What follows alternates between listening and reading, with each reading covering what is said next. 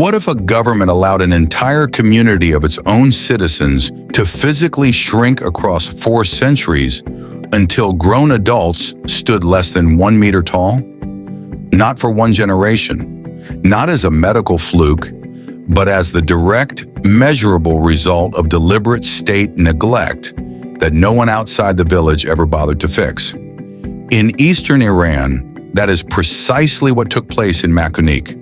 Until roughly 100 years ago, most residents measured a full half-meter shorter than the national average. Their bodies had been rewritten by isolation, hunger, and poisoned water. Ceilings in 70 to 80 of the village's 200 stone and clay houses sat as low as 140 centimeters. Doorways forced any outsider to stoop or crawl. The people fit those spaces because the conditions they endured left them no other choice. And this was not ancient legend or some fairy tale dwarf kingdom. This was a living community in the 20th century whose biology carried the record of 400 years of being erased from official concern. The forces responsible operated in plain sight: chronic malnutrition that starved growing bones, water laced with mercury that attacked developing nervous systems, and marriages among close relatives inside a gene pool, sealed off by terrain no state road ever crossed. Each factor fed the next. Each generation paid the price. And yet the first time the outside world noticed, it did not ask why a modern state had allowed this to happen. It asked only whether these people were real dwarfs. That single wrong question still shapes everything we have been told. We are about to tear it apart. Let's drop a comment telling me where in the world you are watching from. I want to know exactly how far these hidden stories are reaching.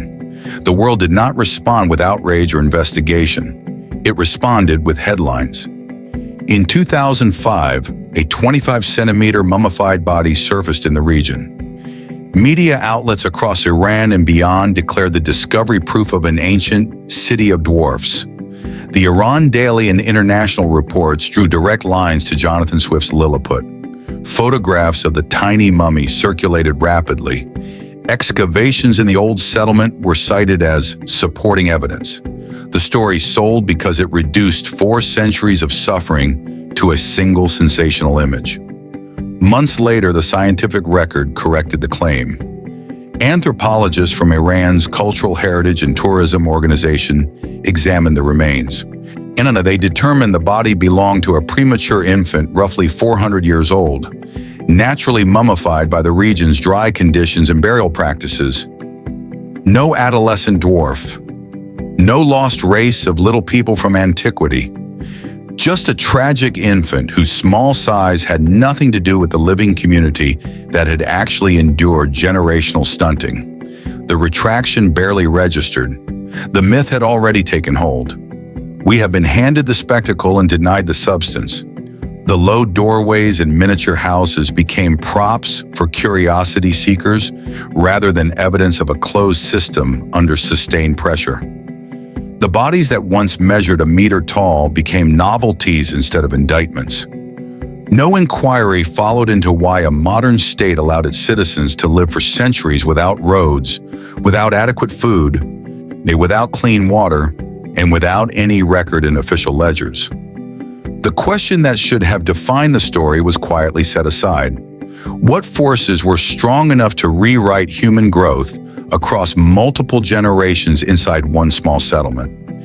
And why did those forces face no accountability once the outside world finally reached Makunik? We are not here to revisit the fairy tale. We are here to examine the record that power chose to ignore. That question still hangs in the air. What combination of forces was powerful enough to shrink an entire community of human beings across 400 years while the state looked the other way? Makunik sits 143 kilometers from the provincial capital of Birjan in South Khorasan. Yet for most of its history, the journey might as well have been across an ocean. The terrain is arid, a boulder-strewn and snow-blocked for months at a time. No reliable roads existed. Draft animals could not survive the passes. The village became functionally unreachable, and that isolation was not accidental. The first settlers arrived roughly 4 centuries ago, an Afghan family fleeing hardship and choosing the most extreme edge of habitable land between 2 empires. They spoke Dari. They were Sunni in a Shia realm. They settled where no tax collector, no soldier, and no census taker would follow. The border that once shielded them later became one of the most militarized frontiers on Earth. Yet the same distance that once protected them now marked them as suspect. For generations, the outside world simply did not register their existence. No state records, no academic studies, no medical outreach. With the people inside built their own closed system, married within it, ate what the drought allowed, and drank from wells that carried mercury. Their bodies adapted downward because no one in power ever decided they mattered enough to reach. We have been shown the miniature houses and the short-statured ancestors as curiosities. The real investigation asks something far more uncomfortable. Why did successive Iranian governments, across empires and revolutions, treat an entire settlement as expendable? Why did the same province that lies on ancient trade routes and holds valuable minerals leave one of its own communities without roads, without clean water, and without any record of concern? Those answers are not in the tourist brochures now being prepared. They are buried in decisions made far from these hills, and we are going to dig them out. The roads eventually arrived. Electricity reached the village. New houses rose beside the old stone dwellings. Children born after the connection to the outside world grew taller. Yet the deeper conditions that once rewrote human bodies have not vanished. Drought still grips South Khorasan. Water sources remain unreliable.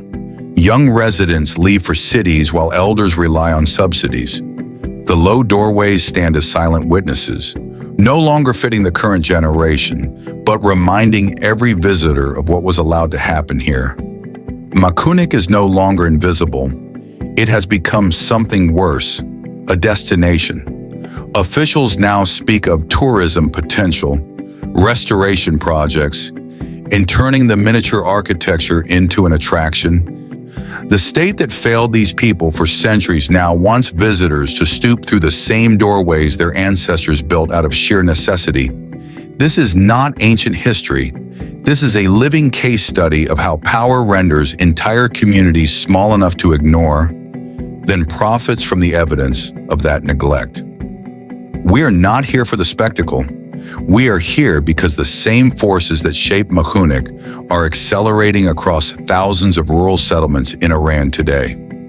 The full truth about what happened inside those low houses, who allowed it, and whether it has truly ended is still coming. And once we uncover it, the way you see this corner of the world will never be the same. The headlines did not ask why a community of Iranian citizens had been allowed to shrink across centuries. They asked only whether the people of Makunik were dwarfs. In August 2005, a 25-centimeter mummified body appeared in the area.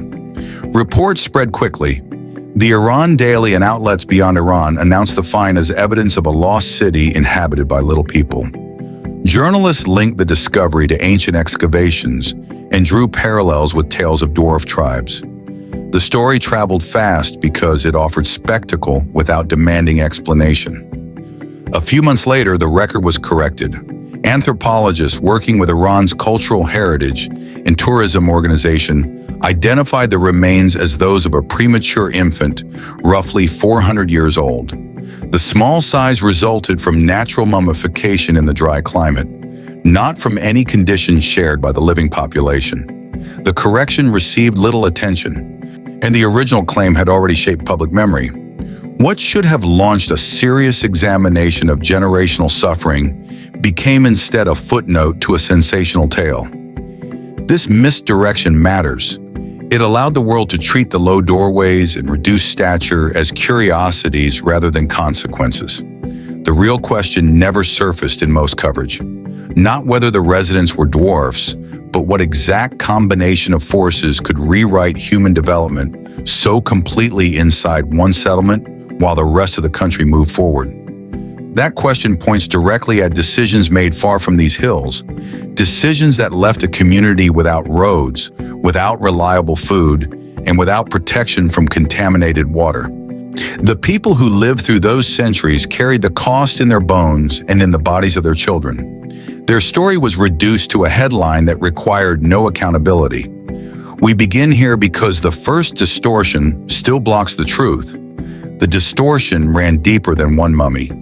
For generations, the residents of Makunik existed outside official awareness. No census recorded them accurately. No state health service reached their wells.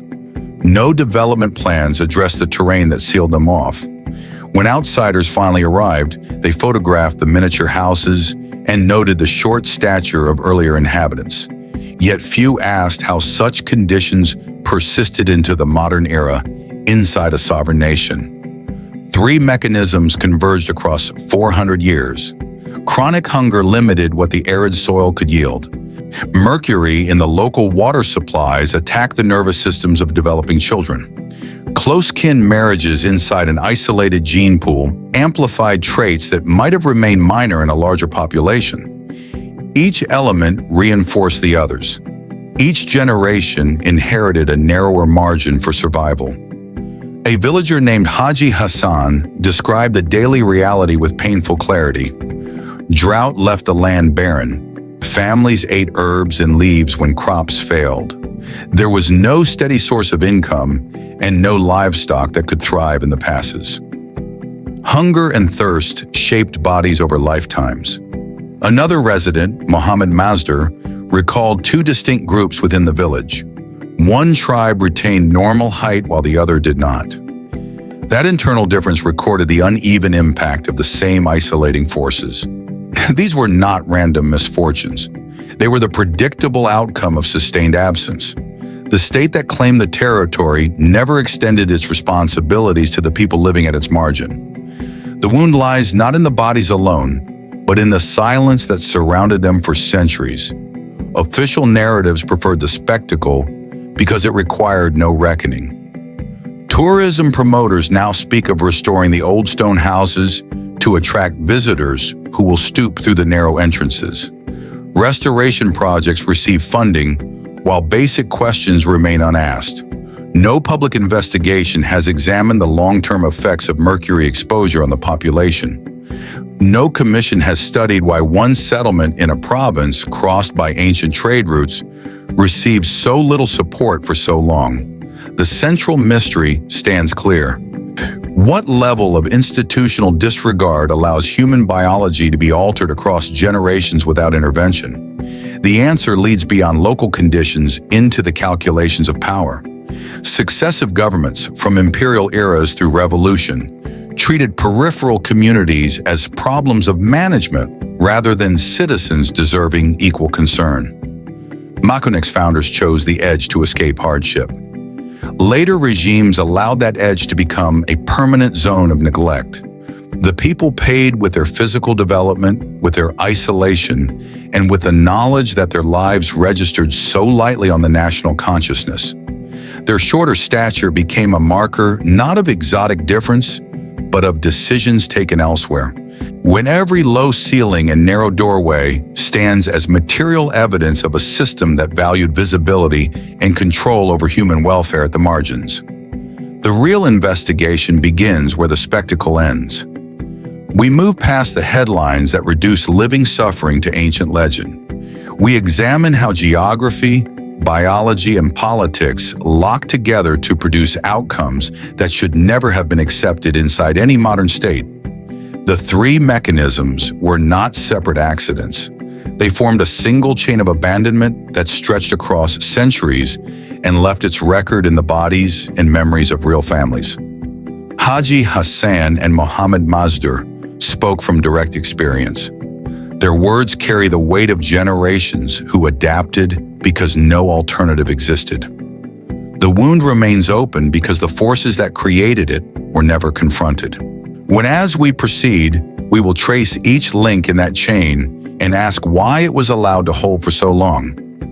The truth about Makunik is not that its people were once short, The truth is that an entire community was made small by the indifference of those who held power over them. The hills of South Khorasan do not simply separate villages from cities, they enforce separation. From Birjan, the provincial capital, the route to Makunik covers 143 kilometers of arid, boulder-strewn ground that rises and falls without mercy. For most of the village's recorded history, that distance might as well have measured in months rather than the kilometers. Snow sealed the higher passes for long stretches each winter. In summer, the sun pressed down on rock that offered no shade and little water. Families who settled here 4 centuries ago understood the cost of this terrain before they chose it. They came from Afghan lands seeking safety at the edge of empire. The same rugged folds that discouraged tax collectors and soldiers also blocked merchants, builders, and any form of outside supply. Without reliable draft animals, the movement of timber, stone, or livestock became nearly impossible. What little material reached the settlement had to be carried by hand over distances that exhausted even the strongest adults. Children born into these conditions grew up measuring their world in the steps required to reach the next spring or the next patch of workable soil. Parents watched their sons and daughters inherit the same narrowed possibilities. The land did not merely limit movement, it limited every resource that might have allowed normal growth. Hunger became seasonal, then generational. Each failed crop tightened the circle around the community. The people adapted their expectations downward because the geography left them no wider horizon. This was never neutral ground. The first settlers selected the most remote stretch available precisely because state authority rarely ventured there. Over time, the shield they sought turned inward. The same barriers that once protected them from raids and conscription became the walls of their confinement. Distance stopped being a choice and became a sentence passed from parent to child. The absence of roads did more than slow travel. It removed the possibility of escape or exchange. In other parts of the Iranian plateau, communities could trade surplus grain for tools or medicine. In Makunik, surplus rarely existed.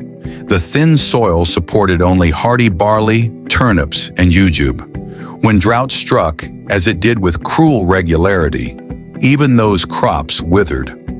Families learned to forage leaves and roots that offered minimal nutrition. Women carried water from distant springs because no closer source remained dependable. Men repaired houses using whatever stone and clay could be gathered within a day's painful walk. Every structure rose smaller than it might have in more forgiving terrain because every additional course of mud brick demanded another journey most families could not afford. The low ceilings and narrow entrances that later shocked outsiders were first practical responses to material scarcity enforced by the land itself. Oral accounts remember winters when snow cut the village off for weeks. No messenger could reach Birjan. No assistance could arrive. Children too young to understand the larger pattern simply accepted that some years brought empty stomachs and aching limbs. Their bodies registered the shortage in stunted growth long before anyone outside knew the settlement existed. The terrain did not merely isolate, it starved the future out of each new generation. Those who survived carried the memory of limitation into adulthood. They passed on the knowledge that survival required accepting less space, less food, less contact with the world beyond the hills. And the geography had become a teacher that instructed only in restraint. The same passes that blocked aid also shaped social reality inside the village. With movement so difficult, marriages occurred almost exclusively among the limited families already present. The gene pool contracted, traits that might have diluted in a larger, more mobile population expressed more strongly here. Height differences between tribal lines, remembered clearly by residents like Muhammad Mazdur, reflected this contraction. One group retained greater stature, while another did not. The land had drawn the boundaries as tightly as any wall. Mercury traces in the local wells added another layer of harm that the terrain made impossible to escape. Without alternative sources, every family drew drinking water from the same contaminated supply. Infants received the poison through breast milk. Developing bones and nervous systems absorbed the damage before any symptom could be named. The isolation that once seemed a refuge now delivered a slow, invisible assault on the bodies of the young. No government engineers surveyed these wells. No health official tested the water. The distance that protected the village from outside interference also protected the state from responsibility. Officials in Birjan and Tehran could claim the settlement lay too far for routine administration. The people inside experienced that claim as daily thirst and generational decline. The geography thus operated on two levels at once. It restricted what entered the village and what left it. Food, materials, knowledge, and accountability all stopped at the same rocky thresholds. Families adapted their lives to fit the cage because no one offered a key. Over centuries, this pattern hardened into accepted reality.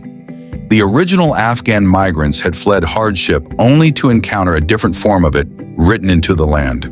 Their descendants spoke Dari and maintained Sunni traditions within a Shia state, yet the hills kept both empires at arm's length. The fluid borderlands of the Safavid in later periods allowed the settlement to remain largely unrecorded. Later national governments inherited the same practical indifference. Maps showed the province, but rarely the village. When snow finally melted each spring, residents emerged to repair damage and plant whatever the soil would accept. They measured success not by abundance, but by whether children survived another year. The terrain demanded constant calculation. And how far could one walk before exhaustion set in? How much grain could be stored before spoilage? How many hands were needed to carry enough clay for one more wall? Every decision circled back to the limits imposed by distance and drought. The human consequence accumulated quietly. Parents buried children whose growth had halted too early. Adults who once fit comfortably inside the low houses watched their own offspring struggle with the same constraints. The land had not only shaped their daily movements, it had reshaped their physical inheritance. What began as a strategic choice of settlement became an inherited condition few outsiders ever witnessed. The cage was complete because it required no bars. The hills performed the work of confinement with relentless efficiency. Geography had done its work. What had started as refuge for a small group of migrants 4 centuries earlier had hardened into a system that rewrote human potential itself.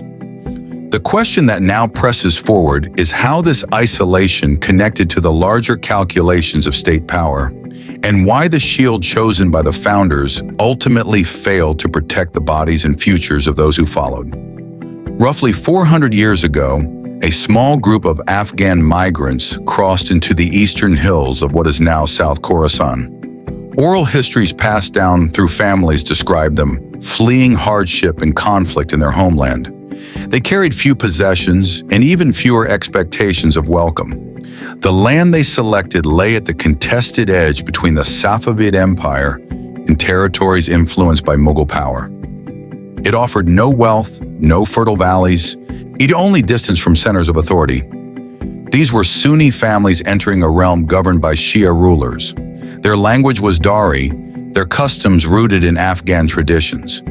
They understood that visibility often brought taxation, conscription, or suspicion. So they moved farther into the arid folds where roads had never been cut and where imperial patrols rarely ventured. The choice was deliberate. Safety, they calculated, lay in being forgotten. The first generations built shelters from whatever stone and clay they could gather within a day's reach. They planted what the thin soil would accept and drew water from the nearest springs. Children learned early that survival depended on accepting limits. Parents taught them the routes to hidden pastures and the signs of approaching snow. In each season reinforced the same lesson. The margin they had chosen demanded constant adaptation. These migrants did not arrive expecting ease. They arrived expecting to be left alone. In that expectation, they succeeded for centuries. No tax records mention them. No imperial decrees referenced their settlement. Their existence registered so lightly that later states inherited the same practical blindness. The families paid for that invisibility with every generation that followed. The borderlands they settled were never fixed lines on a map. During the Safavid period, the frontier shifted with raids, alliances, and seasonal migrations. Armed groups moved across it. Traders sometimes risked the passes. But for a small community seeking refuge, the fluid nature of the zone provided cover. No single power claimed effective control over every rocky slope. The migrants positioned themselves where neither empire felt compelled to invest resources. Sunni identity added another layer of separation. In a Shia-dominated state, religious difference often translated into political caution. The families maintained their practices quietly, praying among themselves and preserving their spoken Dari. They avoided drawing attention that might invite scrutiny or force conversion. Over time, the village developed its own internal balance. Two main tribal lines emerged, remembered today in local memory as distinct groups with different physical outcomes. One retained greater height while the other adapted downward under the pressures of isolation. The founders could not have foreseen how completely their choice would shape the bodies of their descendants. They sought escape from immediate threats. What they created instead was a closed system where every external pressure pushed inward. Hunger, contaminated water, and restricted marriage circles operated without relief. Children born in the settlement inherited both the refuge and its costs. The decision to settle at the extreme margin reflected a calculation familiar to many displaced groups. Better the known hardship of distance than the unpredictable demands of power. For 4 centuries, that calculation held. The state rarely followed. The people rarely left. As empires gave way to modern nation-states, the same borderlands took on new meaning. The fluid frontier hardened into a national boundary between Iran and Afghanistan. What had once been a shield of remoteness became a line marked by suspicion. The descendants of those original Afghan migrants now lived inside Iranian territory, yet carried names, language, and ancestry that linked them to the other side. They spoke Dari in daily life. Their religious observance remained Sunni. In a country where central authority identified strongly with Persian and Shia identity, these traits placed them in a precarious position. The state viewed the eastern border as a security concern long before drug routes intensified the pressure. The families found themselves defined by origin, even as they considered the village their only home. The founding choice, once a strategy for survival, now exposed them to new forms of exclusion. When Iranian authorities strengthened control along the frontier, they did not extend services equally to every community. Peripheral settlements with mixed or Afghan-linked identities received less investment in roads, schools, and health infrastructure. The same distance that once protected the migrants now served as justification for continued neglect. Residents watched as resources flowed toward the provincial center, while their own wells remained unchanged and their fields yielded the same meager returns. The original act of choosing the margin had locked their descendants into a status that official policy treated as secondary. The people carried both the pride of their founders' resilience and the burden of never fully belonging to the state that claimed their land. On the oral history still spoken in Makunik, trace a direct line from those first arrivals to the families living there today. They remember the journey not as adventure, but as a necessity. Hardship drove them to the edge, and the edge exacted its price in smaller bodies, limited opportunities, and persistent drought. Each generation added its own chapter to the account. Parents told children why the houses stayed low and why certain wells were never trusted.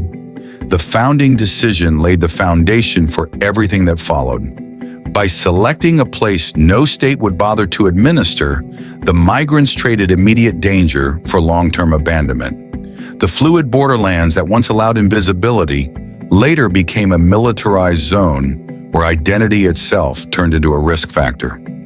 Sunni, and Dari-speaking residents of Afghan origin found their loyalty questioned in periods of tension with Afghanistan. No formal acknowledgement ever came from any government for the centuries of self-reliance these families demonstrated. Instead, the settlement remained outside most development plans. When roads finally reached the area, the improvement arrived unevenly. Better access brought taller children through improved nutrition, yet it also brought the outside gaze that reduced their history to spectacle.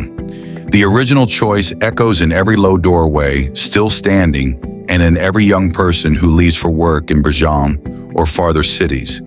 The founders sought a place where power would not follow. Their descendants discovered that power's absence can be as damaging as its presence. The margin they chose 400 years ago continues to define the terms under which they live. Chronic malnutrition formed the first and most constant pressure on every child born in Mackinac. The arid soil yielded only the hardiest crops, barley, turnips, and jujube. Yet even these failed regularly when drought took hold. Families faced seasons when fields produced almost nothing. Adults foraged leaves and roots that offered barely enough calories to keep adults functioning. Children received even less. Haji Hassan spoke plainly about those years. There was drought here. There was no water. The people were so hungry, we had a very hard life. There was no source of income. We had to eat herbs and leaves. We had nothing to eat. His words carry the weight of generations who watched their sons and daughters grow smaller than their own parents had been. Hunger during critical growth periods suppressed bone development and hormone production in ways that accumulated across lifetimes. Each stunted generation passed on reduced physical capacity to the next. Parents made impossible calculations. How much grain to ration so the youngest could survive another month? Which child received the slightly larger portion when food ran short? The land itself dictated these choices because no external supply lines existed. The result was not occasional hardship, but a steady reshaping of human frames. Bodies adapted downward because upward growth demanded resources the settlement could not provide. This was not a temporary famine. It was the baseline condition created by 4 centuries of separation from any system that might have brought relief. The people paid with their height, their strength, and their future potential, while the state registered none of the cost. Mercury in the local water supplies delivered the second mechanism of damage. Traces of the metal leached into wells that served as the only reliable drinking source for the entire community. Families had no way to test or treat the water. They drank what was available and passed it to their infants through breast milk. The poison crossed the placental barrier and attacked the central nervous systems of developing children. Over generations, the cumulative effect compounded. Mercury interferes with neurological development and bone growth in ways that become visible only after years of exposure. Children born in Mackinac absorbed levels that residents in better connected areas never encountered. The same isolation that prevented outside aid also prevented any warning or alternative supply. Parents watched their offspring struggle with coordination and growth delays they could not name or cure. The water that sustained life slowly undermined it. Each cup carried forward the legacy of contamination that no government inspector ever checked. Families continued their daily routines, unaware that the wells themselves contributed to the smaller stature appearing in successive generations. The mechanism operated quietly, without dramatic symptoms that might have drawn external attention. It simply reduced potential year after year. This poison was not an accident of nature alone. It persisted because no authority accepted responsibility for the health of people living at the margin.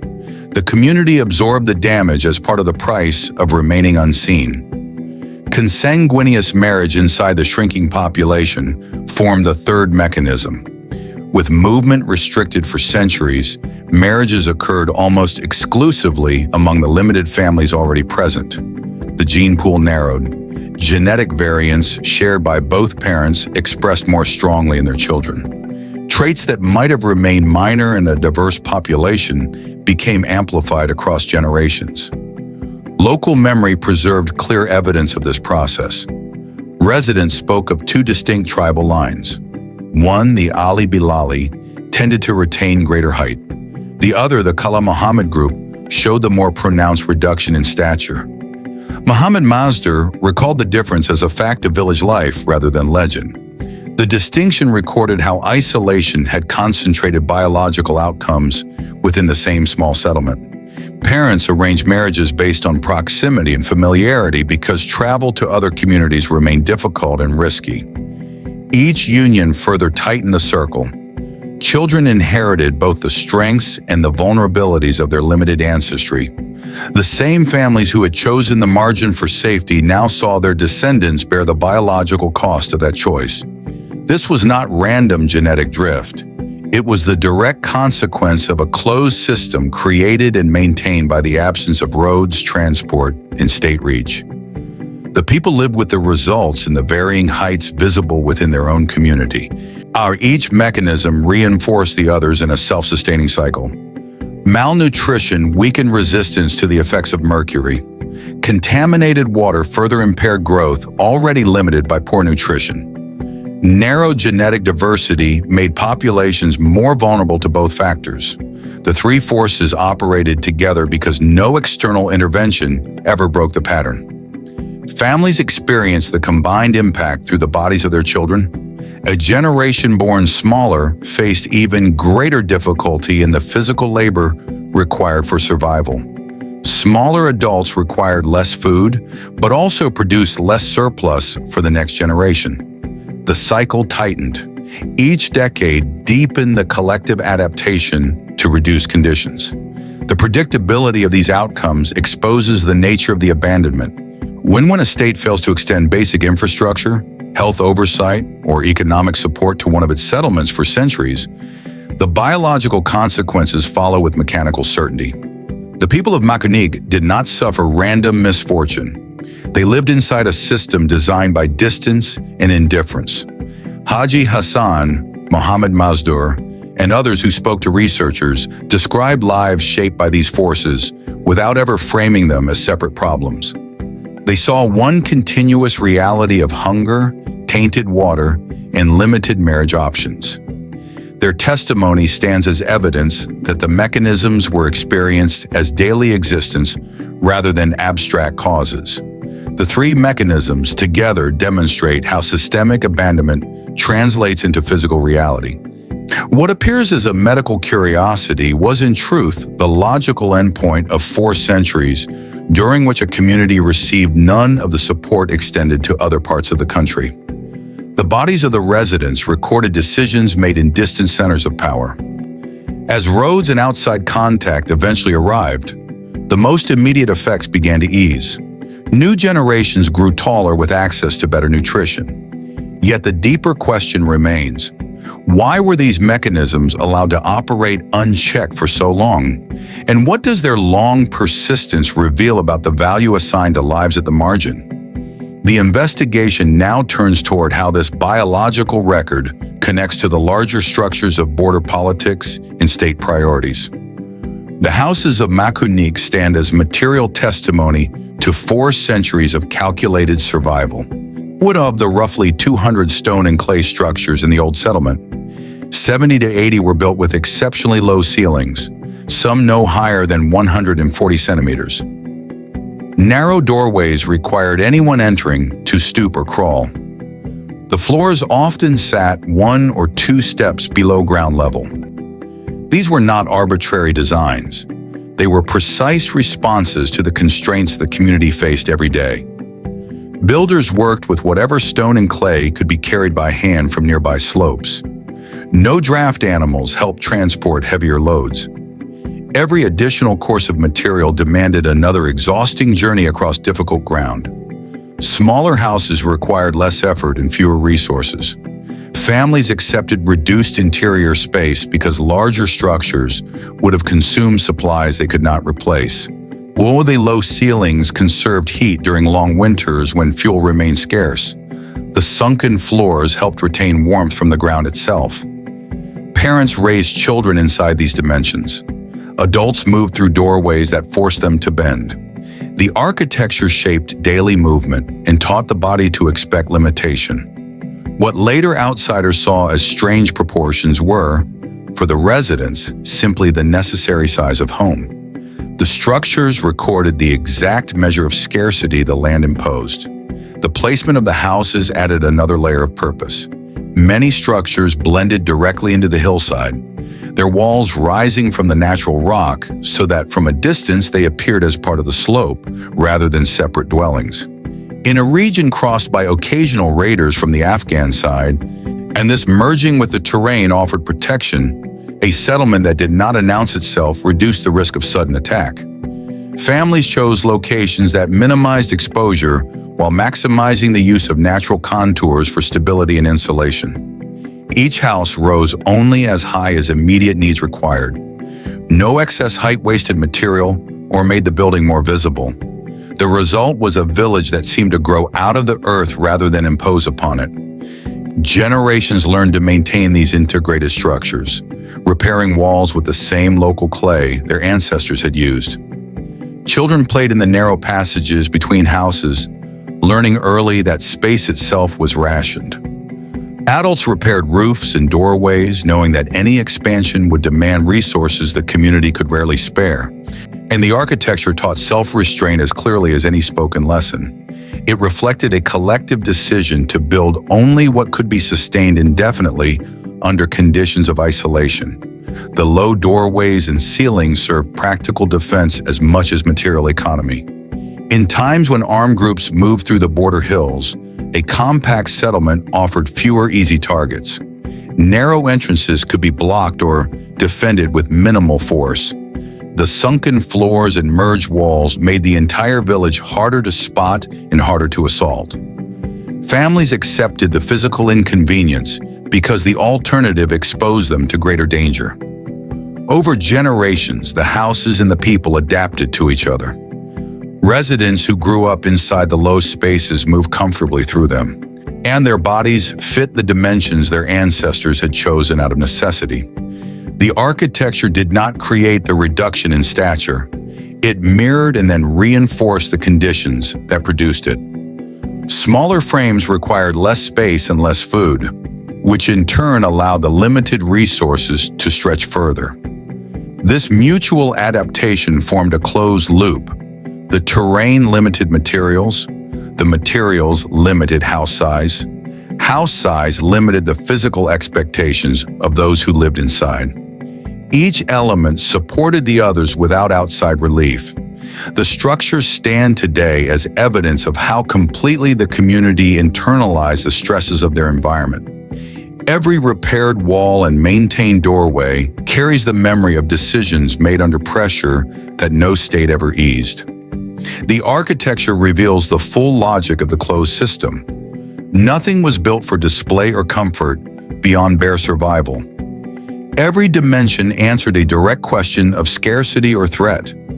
How little material could still provide shelter? How low could a ceiling sit and still retain heat through winter? How narrow could a doorway be while remaining functional for defense? The answers shaped not only the buildings, but the bodies that inhabited them for centuries. When roads eventually arrived and new brick houses appeared beside the old ones, the contrast became stark. The newer structures rose taller and wider because materials could now be transported more easily. Yet the old stone and clay dwellings remained, preserved by memory and necessity. Families moved between the two worlds, when the miniature houses of their ancestors and the slightly larger homes made possible by outside connection. The original architecture recorded the exact degree of isolation the community endured. It proved that the reduction in human size was not mysterious, but rational within the constraints imposed for 400 years. The houses and the people who once fit them perfectly together document a survival strategy pushed to its limit. They show how a small group, left entirely to its own devices, reshaped both its environment and its own physical form to continue existing at all. In August 2005, a small mummified body, measuring just 25 centimeters, was discovered near the old settlement of Makunik. Within days, the find exploded into international headlines. Reports claimed the remains belonged to an adolescent dwarf and pointed to the low houses as proof of an entire community of little people. The story spread rapidly across Iranian media and beyond. The Iran Daily published articles declaring the region a 5,000-year-old city of dwarfs. Journalists drew direct parallels with the Lilliput described in Jonathan Swift's Gulliver's Travels. The discovery seemed to offer dramatic confirmation of long-circulating rumors about the village. Media outlets rushed to connect the tiny mummy with the reduced stature remembered in local oral histories. Photographs circulated widely. Excavations in the ancient part of the settlement were cited as supporting evidence. When the narrative took hold because it transformed centuries of hardship into a single sensational image that required no further questions. Families who had lived through generations of hunger and isolation suddenly found their ancestors discussed as relics of an ancient curiosity rather than citizens of a modern state. The excitement built quickly. For a brief period, Makunik appeared on front pages, not as a forgotten settlement, but as the site of an extraordinary archaeological revelation. The story promised something rare, a lost chapter of human variation preserved in the Iranian hills. Yet beneath the rush to publish lay a critical failure. Almost no one paused to examine whether the small body actually belonged to the living population that had endured 4 centuries of documented conditions. Several months after the initial reports, an anthropologist from Iran's Cultural Heritage and Tourism Organization conducted a detailed examination. Farzad Firuzanfar, one of the researchers involved, reached a clear conclusion. The skeleton belonged to a premature baby, roughly 400 years old. The small size resulted from natural mummification processes caused by the region's dry climate and specific burial methods, not from any conditions shared by the adult population. The remains had no connection to the generational reduction in stature experienced by the villagers. The scientific record corrected the earlier claims with evidence-based analysis. No city of dwarfs existed in antiquity. No lost race of little people had been uncovered. The mummy was simply the naturally preserved body of an infant who had not survived to full term. This finding should have shifted attention back to the actual documented history of the living community. The chronic malnutrition, contaminated water, and isolation that had affected generations of residents. Instead, the correction received only a fraction of the attention given to the original sensation. Most outlets that had amplified the dwarf city narrative did not give the retraction equal prominence. The myth had already taken root in public memory. Visitors began arriving to see the low houses as proof of something exotic rather than evidence of sustained neglect. The real multi-generational harm, the slow rewriting of human bodies through abandonment, was quietly pushed aside.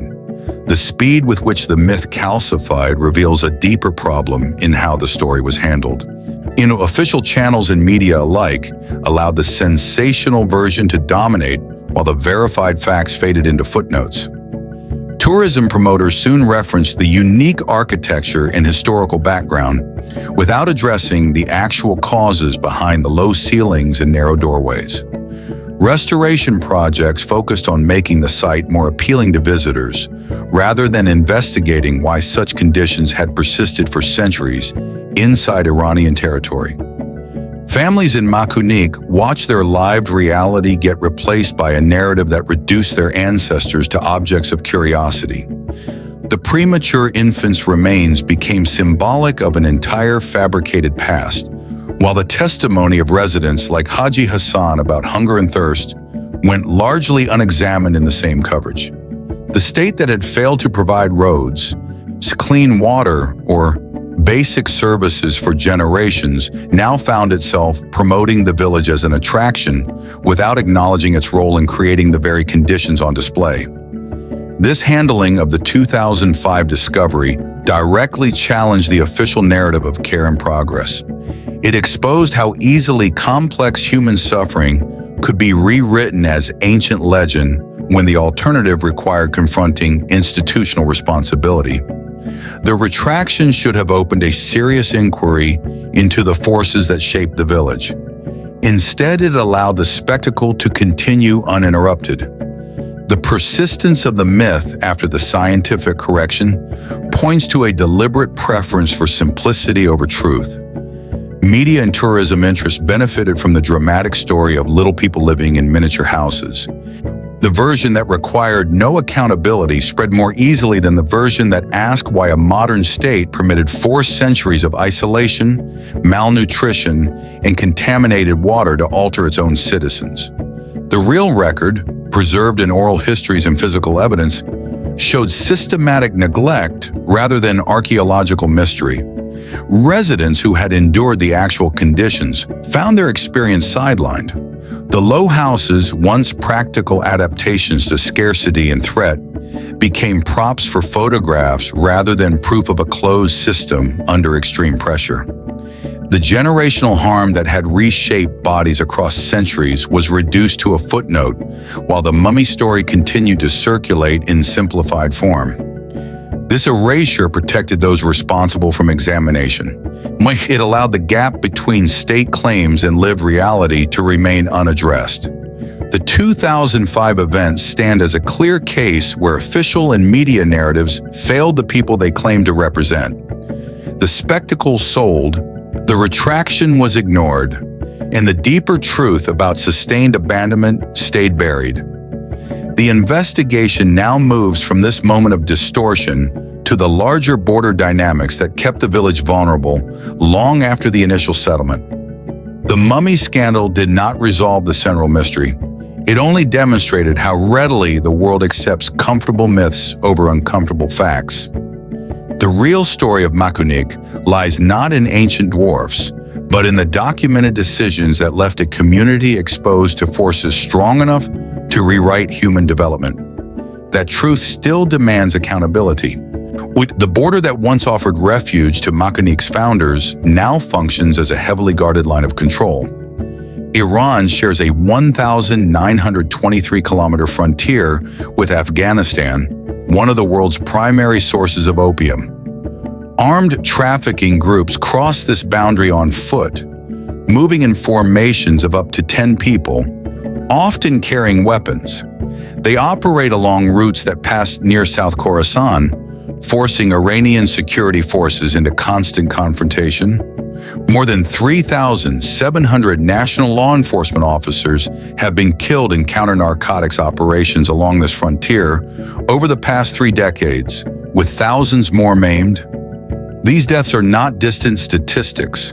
They occur in the same province that contains Makunik, on roads and trails close enough to affect daily life in border settlements, where traffickers have been documented kidnapping and killing civilians to secure local cooperation or punish resistance. The pressure from these armed movements reaches communities that never sought involvement in the trade. Families in Makunik find themselves living beside routes that draw violence regardless of their own choices. The original Afghan migrants chose this edge 4 centuries ago because state power rarely extended here. Today, the same border concentrates state power in the form of military patrols, surveillance, and enforcement operations. The shield their ancestors relied upon has become a zone of permanent tension. Residents pay the cost through fear, restricted movement, and the knowledge that any incident could draw security forces directly into their village. In response to the scale of trafficking, Iran has constructed a 1,000-kilometer barrier along its eastern border, consisting of embankments, canals, trenches, and concrete walls. Additional 4-meter walls with barbed wire have been planned and funded since the Taliban took power in Afghanistan in 2021. These structures shift smuggling routes into new gaps in the terrain, increasing pressure on areas like Sarbashe County where Makunik is located. The barrier does not isolate the village from danger. It redirects the flow of armed groups through nearby passes and valleys. Local families report that traffickers sometimes demand logistical support at gunpoint. Refusal carries immediate risk. Cooperation brings the threat of later arrest by Iranian forces. The people caught between these pressures belong to the very group most affected by border policies. They speak Dari, maintain Sunni traditions, and trace their ancestry to Afghan migrants. In the eyes of central authorities, these traits place them in a category subject to heightened suspicion. The same border their founders used for safety now marks them as potential outsiders inside their own country. When enforcement operations intensify, entire communities with Afghan links face collective scrutiny. The physical wall rising along the frontier symbolizes a harder definition of belonging, one that leaves Makunik's residents in an uncertain position between legal residency and perceived foreign origin. Since 2021, Iran has announced plans to deport millions of Afghan nationals, claiming to host approximately 5 million. The Interior Ministry has allocated billions for expanded border infrastructure. In this climate, residents of Makunik occupy a precarious identity. They hold Iranian residency by geography, yet their language, religious affiliation, and family histories tie them to the population now targeted for expulsion. Periodic deportation campaigns create fear that any shift in policy could affect even long-established border villages. Sunni families in a Shia-majority state already navigate differences in religious practice and cultural recognition. The added layer of Afghan ancestry turns daily life into a calculation of visibility. Families avoid drawing attention during security sweeps. Young men weigh the risks of travel to Buryan or other cities against the possibility of being stopped and questioned about their origins. Elders remember periods when border tensions led to stricter controls on movement and resources. The border that protected their ancestors from imperial reach now exposes their descendants to institutional doubt. The state treats the eastern frontier as a security problem rather than a region containing citizens with equal claims. Makunik's people experience this as a constant reminder that their presence is tolerated rather than fully embraced. The very traits that once allowed invisibility now serve as markers for potential exclusion. This identity trap compounds the earlier biological and architectural consequences. While earlier generations adapted their bodies and houses to isolation, current residents adapt their behavior to surveillance and suspicion. The same distance that once prevented state intervention now justifies limited investment in infrastructure and services. Roads arrive late and remain insufficient. The water systems have not been fully upgraded. Economic opportunities stay scarce, pushing younger residents towards cities where their background may invite further questions. Armed trafficking continues to move through the province, and security operations respond with force. Civilians in Makunik live with the knowledge that any encounter with traffickers or security forces could escalate without warning. The border wall, expanded in response to opium flows and political changes in Afghanistan, does not shield them. It redirects threats and reinforces the perception that communities like theirs exist primarily as security concerns. The founders sought a place where power would not follow. Their descendants discovered that power eventually arrives, but in forms that offer control without protection. The border that once allowed self-reliance now delivers suspicion, restricted resources, and the threat of deportation campaigns aimed at similar populations. Families continue to raise children under these conditions, passing on both resilience and the awareness of their fragile status. The border never delivered the lasting safety the first migrants hoped for. It evolved from a buffer into a line that defines them as suspect. The investigation now turns to what happened when outside connection finally reached the village, and how that arrival brought new forms of exposure without genuine repair. Roads finally reached Makunik after centuries of isolation. Electricity followed. Vehicles could now carry supplies that once had to be hauled by hand. Families gained access to rice, chicken, and other foods previously unavailable. Children born after these changes began growing taller than their parents and grandparents. The physical effects of long-term malnutrition started to ease within a single generation. Parents watched their sons and daughters reach heights that earlier residents could only remember from stories. The low ceilings that once fit entire families comfortably now required adults to duck. The narrow doorways built for smaller frames became awkward obstacles in daily life. This shift brought relief mixed with a new awareness.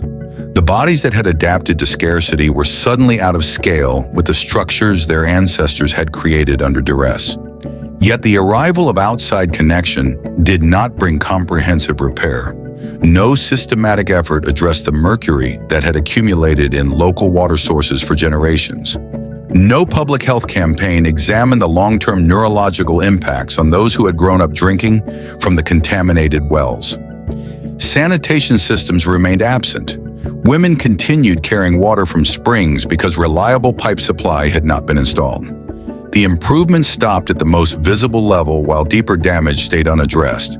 The state response focused on restoration rather than reckoning. Projects funded the repair of the old stone and clay houses, aiming to preserve the miniature architecture for visitors.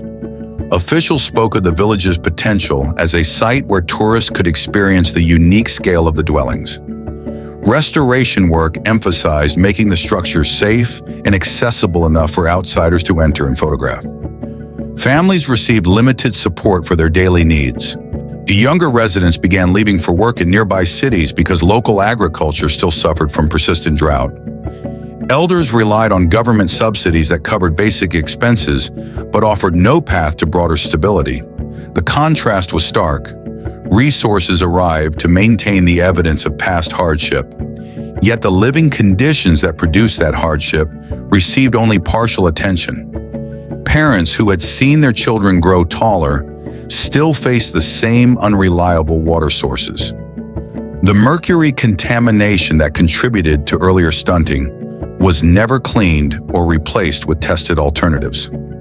No official inquiry linked the generational changes in height to state neglect over centuries. The arrival of roads and electricity allowed taller bodies, but left the underlying causes of earlier damage untouched. Tourism promotion reframed the village in official statements. Governor's suggestions included changes to make the site more attractive to visitors who would stoop through the low doorways and walk the narrow passages. The miniature houses, once practical adaptations to material scarcity and threat, became the main draw. Restoration seasons prioritized appearance for outsiders over functional upgrades for residents. Local families experienced this shift as a new form of exposure. Their ancestors' struggle for survival was now presented as historical curiosity rather than consequence of sustained abandonment. Young people watched tourists photograph the structures their grandparents had built and maintained under extreme constraint. And the same doorways that once protected families from raids now served as backdrops for visitors seeking an unusual experience. The state that had allowed 4 centuries of isolation now invested in preserving the physical record of that isolation, while basic sanitation and water security lagged. Electricity reached the village, yet the wells that once carried mercury remained in use. Taller children represented progress in one narrow measure, but the absence of a full health investigation left questions about lasting effects unanswered. Families continued navigating daily life with partial improvements that highlighted what had not been delivered. When the outside world finally arrived, it brought selective change. Better food produced taller bodies in the new generation. Roads and electricity reduced some physical burdens. Yet the pattern of partial attention persisted. No comprehensive plan addressed the full legacy of contaminated water or the nutritional deficits that had reshaped earlier residents. Tourism became the primary official engagement with the village, turning evidence of neglect into an attraction. Residents adapted once again. Some families moved into newer brick houses while keeping the old structures as part of their history. Elders shared stories with children who would never experience the same degree of isolation. The low doorways remained, now standing as reminders of conditions that modern connection had only partially eased. Young adults left for urban work carrying both the physical legacy of their ancestors and the awareness that their village existed in official eyes, mainly as a site to be visited rather than fully supported. The arrival exposed the limits of state responsibility. Improvements stopped where they became convenient for external narratives. The real reckoning with centuries of abandonment stayed deferred. Families lived with taller children and lingering infrastructure gaps, bearing witness to a connection that delivered visibility without justice. Haji Hassan spoke with the quiet authority of a man who had watched his community shrink across lifetimes. There was drought here. There was no water. The people here were so hungry. We had a very hard life. There was no source of income. We had to eat herbs and leaves. We had nothing to eat. His words capture the daily reality generations faced. Children grew up measuring their hunger not in days but in years. Parents rationed every handful of barley or jujube, each knowing that one bad season could leave the youngest too weak to recover. Thirst accompanied the hunger. Women walked long distances to springs that sometimes ran low. Families drank from wells they had no means to test or improve. The land offered no margin for error. Each failed crop or dry well wrote its consequence directly into growing bodies. Boys and girls reached adolescence smaller than their parents had been at the same age. The physical record accumulated quietly, visible in the way adults moved through doorways, built to fit frames that had adapted downward. This was not misfortune that struck once. It was a steady erosion passed from parent to child. Families carried the knowledge that their survival demanded acceptance of limits no other citizens in the country were forced to accept for so long. The outrage lies in how ordinary these hardships became, how normal it seemed for an entire settlement to pay such a price while power remained distant. Muhammad Masdar remembered the internal divisions that hunger and isolation created. Within the village, two tribal lines stood apart in memory. The Ali Bilali tended to keep greater height. The Kala Muhammad group showed the sharper reduction. These differences were not legend. They were living testimony to how the same closed conditions affected families unevenly. Some lines retained more of their physical inheritance, while others lost it under the accumulated weight of malnutrition and contaminated water. Children learned early which families belonged to which line. They saw uncles and cousins who stood taller or shorter within the same small community. And the distinctions recorded the precise impact of generational stress. Parents spoke of these differences without bitterness toward each other, but with a shared recognition that the land and its isolation had marked them all. The bodies themselves became maps of decisions made far away, decisions that never accounted for the human scale of their consequences. The emotional weight falls heaviest on those who raised children they knew would inherit reduced prospects. Mothers watched infants nursed from milk affected by the same tainted wells. Fathers taught sons labor that demanded strength the boys' frames sometimes could not fully provide. The village held these memories in quiet conversations and daily routines, carrying both resilience and the knowledge that their suffering had been allowed to continue unchecked. Today, the younger generation faces a different but related pressure. Many leave Makunik for work in Birjan or farther cities because local fields still yield too little under ongoing drought. They depart carrying the physical legacy of their ancestors' smaller stature in earlier decades, even as their own bodies grew taller with better food. In the cities, they encounter questions about their origins, their accent, their family names. The journey their founders began 4 centuries ago continues in new form, driven now by economic necessity rather than immediate threat. Elders remain in the village, supported by government subsidies that cover basic needs but offer no path to dignity or expansion. They sit in houses that no longer match the scale of newer family members. They remember winters when snow cut all contact with the outside.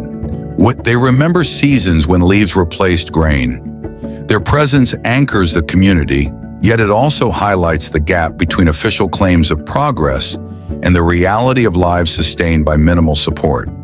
The land itself carries the record. Fields that once demanded back-breaking labor from smaller bodies now lie partly fallow as young people depart. Springs that supplied contaminated water for generations still require daily collection because full infrastructure has not arrived. Every empty house and every elder waiting for the next subsidy payment speaks of decisions taken in centers of power that treated this settlement as peripheral for centuries. The human cost extends beyond measurable height or nutrition. It lives in the quiet grief of parents who bury children, weakened by conditions that could have been eased. It lives in the frustration of adults who adapted their movements to low ceilings, only to watch newer generations outgrow the old structures. It lives in the knowledge that 4 centuries of self-reliance earned no formal recognition, no reparative investment, no public accounting. Families speak of these things with restraint, yet the outrage is unmistakable when they describe how visibility finally came not through justice, but through curiosity.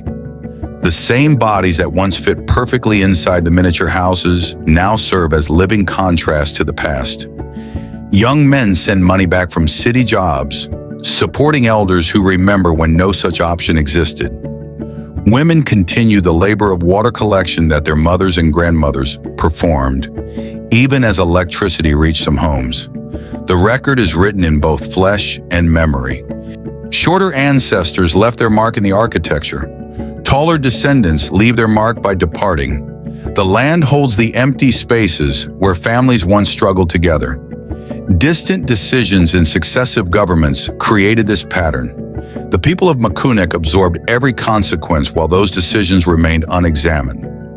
Empathy demands we recognize the full weight carried by these families across generations.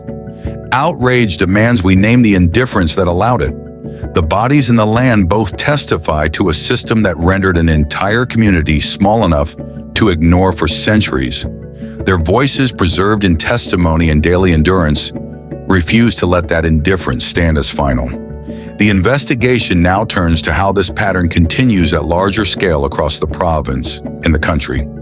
South Khorasan now stands as one of the most severely drought-affected provinces in Iran. Reservoirs sit at critically low levels. Groundwater has been depleted year after year. More than 10,000 villages across the country have lost all access to drinking water. In South Khorasan, the situation grows more acute with each dry season. Families that once sustained themselves through hardy crops now face fields that yield almost nothing. Makunik sits at the forefront of this larger collapse. What happened here 4 centuries ago through isolation has become a pattern repeating at national scale. Over 31,000 Iranian villages, nearly 45% of all documented rural settlements, now stand completely deserted. Since 1976, the balance between rural and urban populations has reversed. Once 70% of Iranians lived in villages.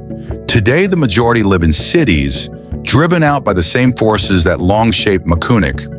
Current residents watch younger family members leave for urban work because local agriculture can no longer support them. Elders remain depending on subsidies that keep them housed but offer no future for those who stay. The drought does not distinguish between old isolation and new neglect. It simply accelerates the emptying of places that power long treated as marginal. Makunik's story no longer feels exceptional. It feels prophetic. The water crisis cuts deepest.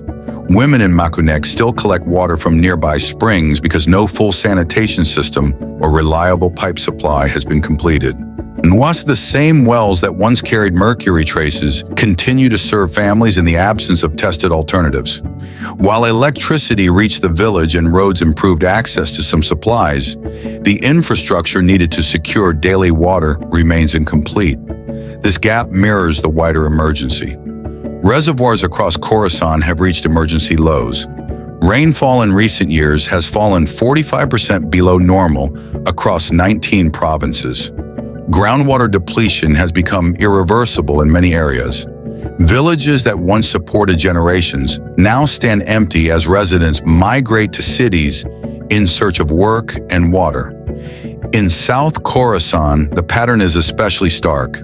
The province that lies on historic trade routes and holds mineral resources still watches its rural communities fade.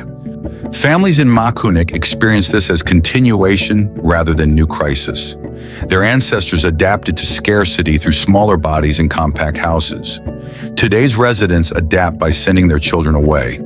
The land that once rewrote human growth through isolation now empties entire settlements through drought and official inaction.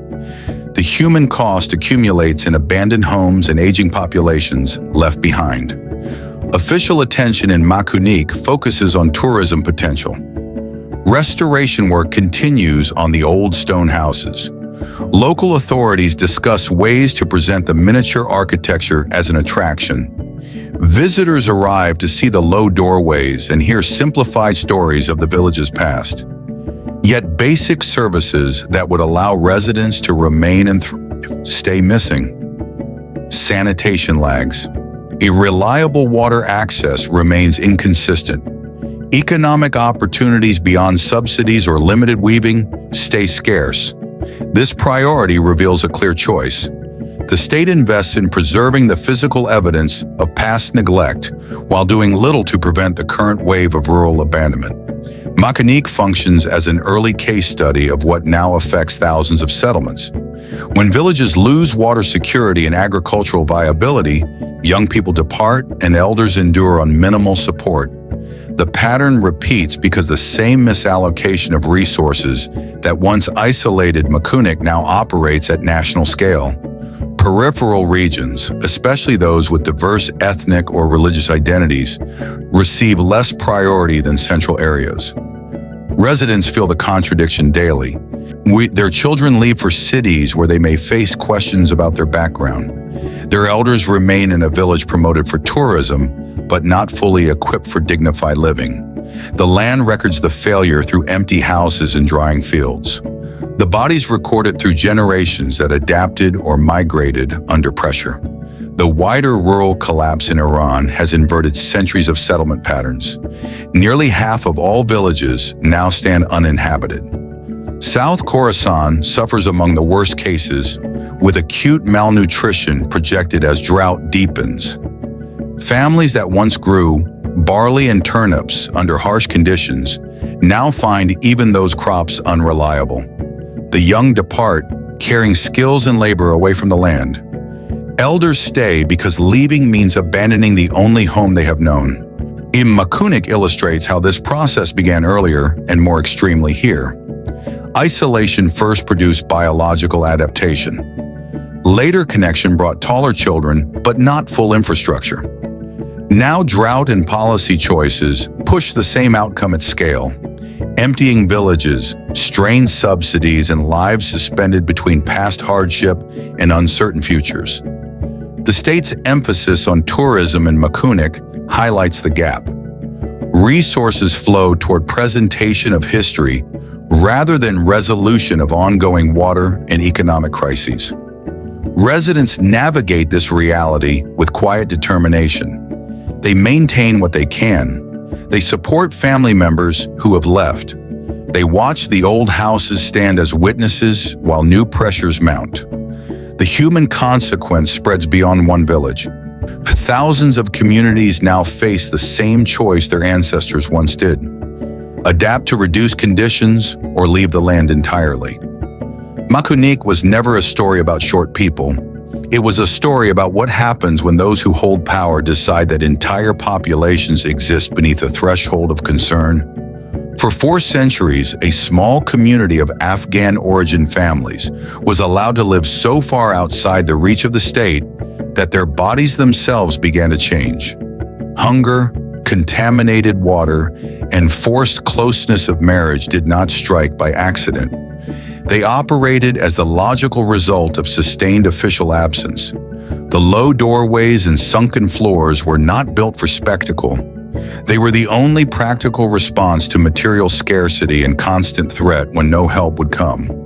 The people who lived through those conditions paid with their physical development, their daily labor, and the futures they could imagine for their children. Their testimony speaks of seasons when leaves replaced grain and springs that carried unseen poison. Their children grew smaller not because of some ancient curse, but because the state that claimed their land never extended its responsibilities to the margin where they had settled. This was not an isolated tragedy. It was the predictable outcome of decisions made in distant centers that treated certain lives as expendable. Today, the low doorways remain standing. They no longer fit most of the residents who grew taller once roads and better food arrived. Yet they continue to bear silent witness to the cost of being rendered invisible for generations. The bodies that once fit perfectly inside those spaces carried the record of neglect in their bones. The land that demanded such adaptation now faces the same forces at larger scale. The forces that rewrote human growth in Makunik have not disappeared. They have simply expanded. Across South Khorasan and much of rural Iran, drought and water mismanagement are emptying villages at a rate that echoes the isolation once suffered by this single settlement. More than 31,000 villages now stand deserted. Thousands more have lost all reliable access to drinking water. Young people leave for cities while elders remain on minimal subsidies. The pattern repeats what Makunik endured earlier and more extremely. Entire communities push to the edge until staying becomes impossible. Residents in Makunik today navigate the same contradiction their ancestors faced. Official attention arrives mainly in the form of restoration for tourism rather than full infrastructure or public health reckoning. The mercury that once affected developing children was never systematically removed. Sanitation systems that could have protected future generations remain incomplete. While electricity and roads brought partial relief, the deeper legacy of abandonment continues in the form of unreliable water and limited economic prospects. Families send their children away because the land can no longer sustain them, completing a migration that began 400 years ago under different pressures. This continuity reveals the true nature of the erasure. Power did not need to actively destroy the village. It only needed to withhold support long enough for the conditions to do the work themselves. The low doorways stand as material proof that such withholding has measurable human consequences. The emptying villages across the province show that those consequences are now scaling far beyond one remote settlement. The paradigm shift lies in recognizing that Makunik exposes a mechanism of governance rather than a medical anomaly. When a state consistently treats peripheral populations as problems of management rather than citizens of equal value, biology and geography become instruments of marginalization. The founders sought refuge at the extreme edge and found a place where power rarely followed. Their descendants discovered that absence of power can be as damaging as its presence when it leaves communities without roads, clean water, or basic protection. The same border that once shielded them from imperial reach now marks them as suspect in a nation that periodically targets Afghan-linked identities for deportation. The same drought that limited their ancestors' crops now drives mass rural abandonment nationwide. The same official indifference that allowed generational stunting now prioritizes tourism over sanitation and health investigations. Each element connects back to the central calculation. Some lives matter less when they lie far from the center. Families in Makunik continue to endure the results. They maintain what they can of their history while watching their children depart. They live with taller bodies in a landscape still shaped by decisions that once made bodies smaller. The low doorways no longer determine daily movement, yet they remain as concrete evidence that entire communities can be allowed to adapt downward without intervention. The unresolved tension is whether the forces that produce this outcome have truly changed or have only found new forms at national scale. Makunik does not hide a village of little people. It exposes a country that learned how to make entire communities small enough to ignore. The low doorways remain as silent witnesses to what happens when power decides some populations exist beneath a threshold of concern. The forces that once rewrote their bodies have not vanished. They have simply scaled up across thousands of emptying villages and drying fields. The question that lingers is how many more communities will be allowed to shrink or disappear before the pattern itself is confronted.